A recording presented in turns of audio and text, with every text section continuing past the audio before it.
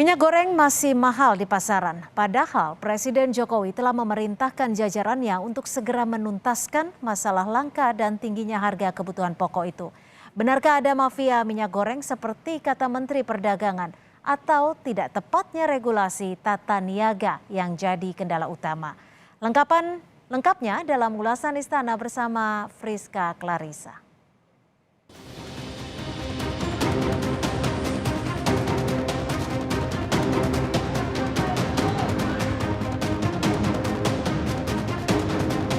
Saya tidak akan menyerah oleh mafia, spekulan, apalagi dalam keadaan tinggi, harga-harga tinggi seperti ini.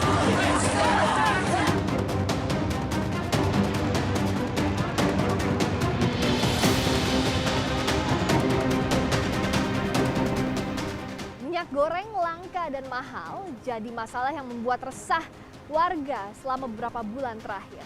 Bagaimana tidak, dampaknya langsung nyata dirasakan oleh berbagai lapisan masyarakat. Lalu apa solusi nyata dari pemerintah?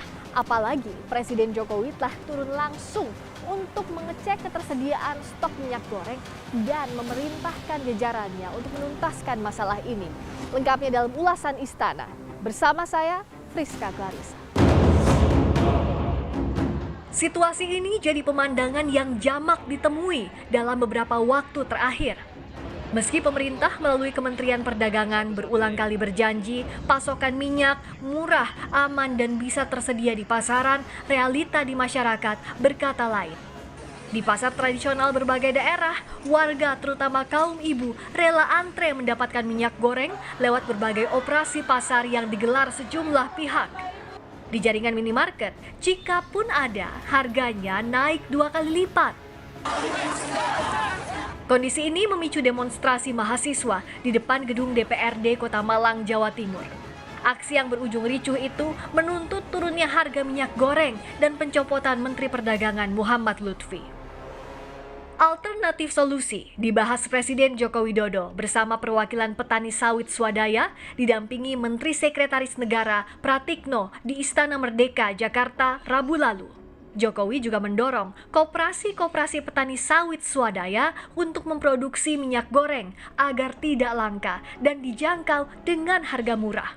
Yang dicatat oleh Bapak Presiden adalah rencana untuk bagaimana mendorong koperasi-koperasi petani swadaya untuk memproduksi minyak goreng sehingga minyak goreng tidak lagi langka seperti sekarang dan bisa diakses secara murah dan mudah oleh masyarakat luas.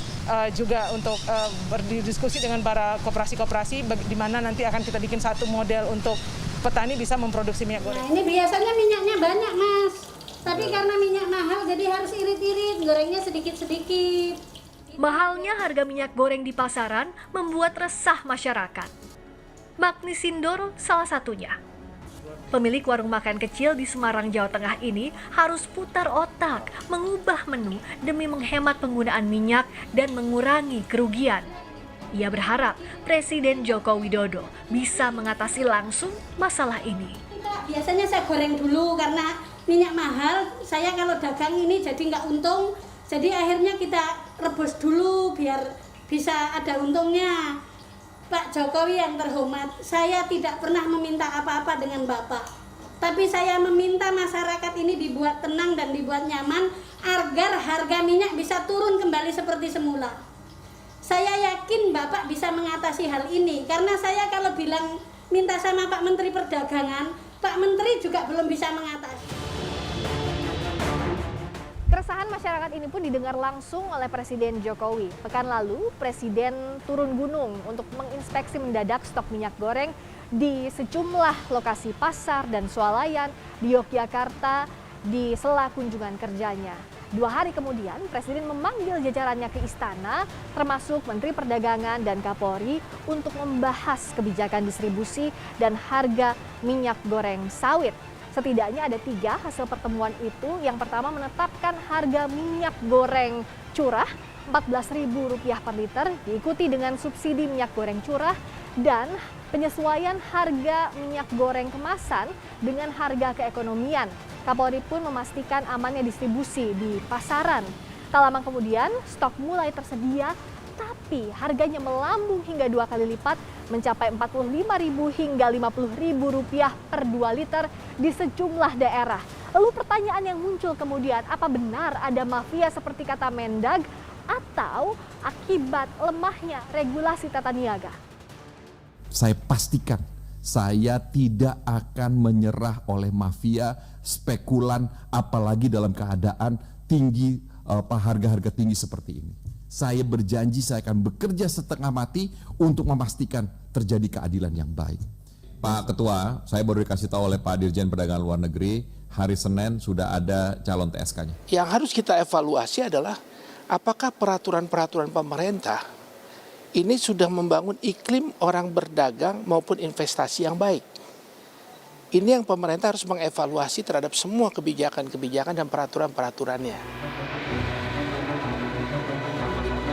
Pengawasan di lapangan harus tegas dilakukan, setidaknya untuk kebijakan subsidi minyak goreng curah agar benar berjalan dan tepat sasaran, serta tidak menambah kusut sengkarut ketersediaan minyak goreng di masyarakat, termasuk menindak tegas jika benar ada dugaan mafia di balik langka dan mahalnya minyak goreng.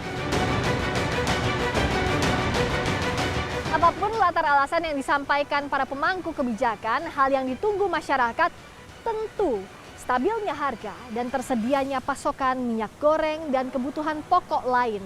Apalagi Ramadan tinggal sepekan, yang biasanya harus dijaga jangan sampai harga komoditas drastis merangkak naik. Friska Clarissa, Daniel Febrian, Kompas TV, Jakarta.